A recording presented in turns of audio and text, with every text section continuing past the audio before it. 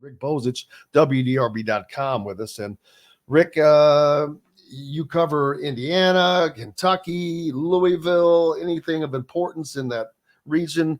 And these teams have not really fought each other a lot for recruits in football, partly because all three of them, and you can throw Purdue into that, are all in about the same category in their conferences, of course, in the Big Ten and the SEC and ACC. But Louisville would probably have a higher elevation in the ACC, but that can be said of, at least I think, the ACC is not nearly as strong as the other two. But these programs are all about the same place. Louisville looks a little bit better, I think. But this year is going to be a telling season for all of them.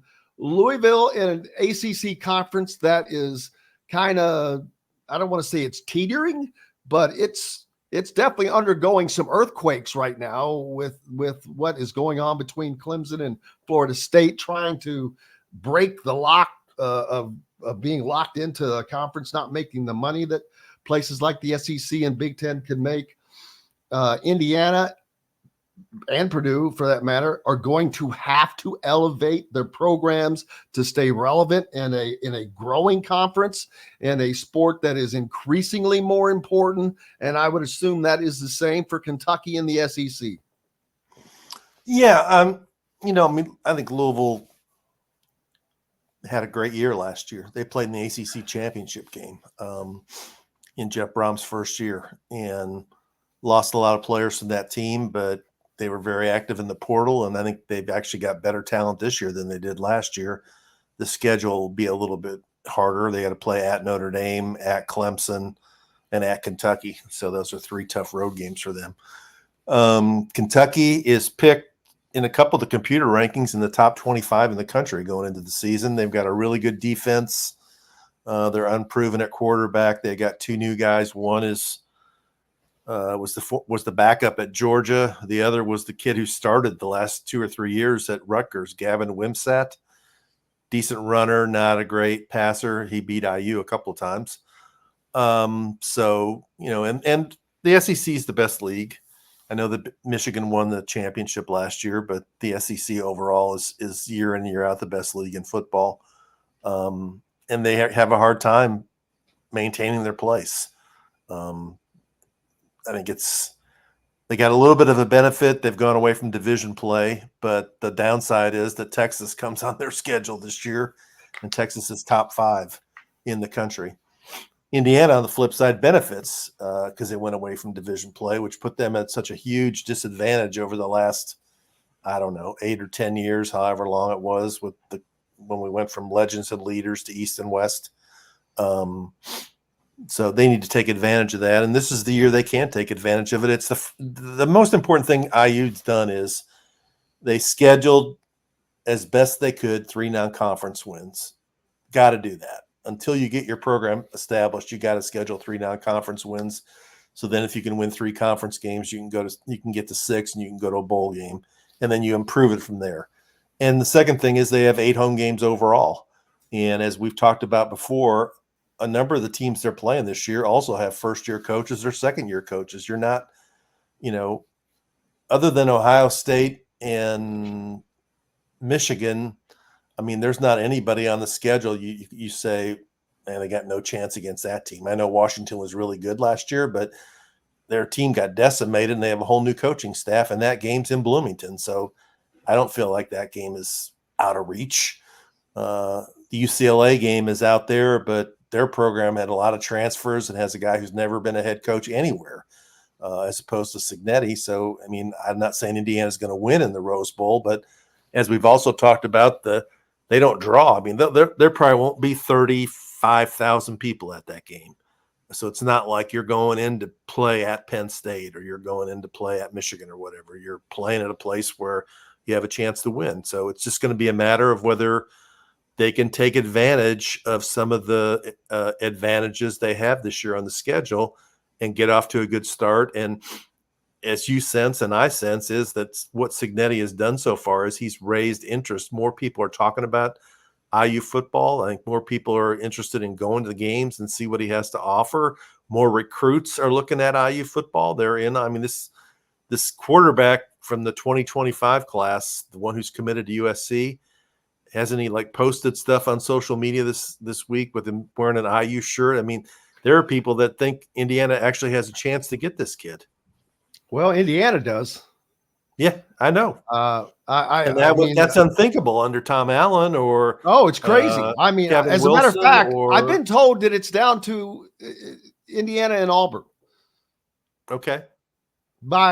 It's now whether that's true or not. So when was the last time Indiana was in on a 4 or 5 star quarterback? I mean, Indiana has never had a 4-star, but they've never had a guy like that visit. Period.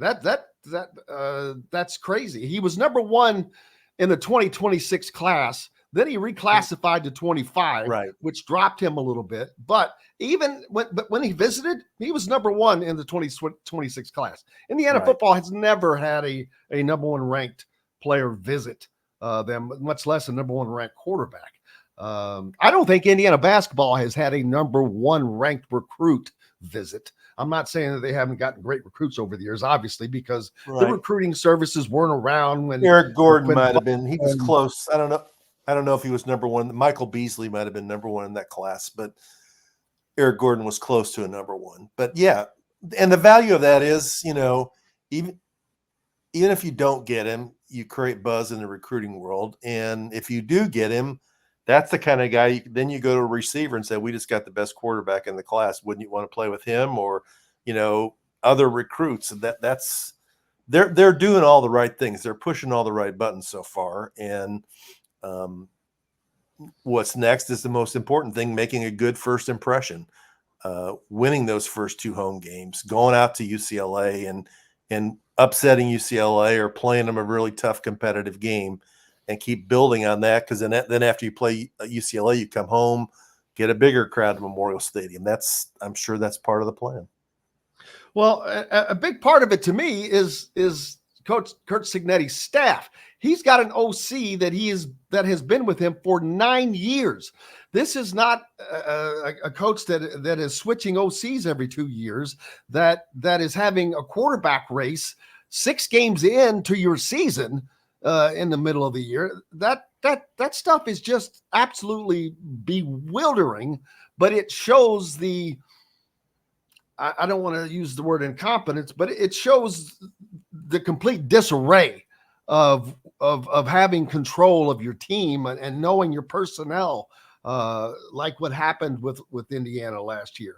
I mean, they're halfway through the season and they make a change at OC, and then so now you're having a quarterbacks race again. That was just nuts. They finally did what they should have done at the beginning of the season, but that just shows not having control and command of the team from the top down. And that is no longer the case. I mean, Tom Allen's a great man. He did a lot of great things at IU, but absolutely, I think he had a blind spot, and he was loyal to some of his guys who was on his coaching staff. And when it was obvious to a lot of people that they weren't the right guys, whether it was first with Darren Hiller on the offensive line, or then it was Walt Bell at offensive coordinator, he was too slow to respond. And in today's era, it's not the way it used to be 20 years ago, where you can, I got time, I'll figure it out. It doesn't work that way anymore. And maybe because he knew of how much money he had remaining on his contract, he felt like he didn't have to respond. But, change was made, and Cignetti's got his guys, and I don't think he'll be that way. Hello, everybody. Jim Coyle with Indiana Sports Beat Radio, and thank you for enjoying our content and videos. And make sure you hit that subscribe and notifications toggle so you don't miss out on anything, whether it's Indiana Hoosiers, the Boilers, the Colts, the Pacers, Indiana high school action, whatever's happening in sports. We're trying to bring it all to you, and make sure you don't miss out on a thing. Again, hit the subscribe button for us. Helps us out a ton. We appreciate each and every one of you. Thank you so much.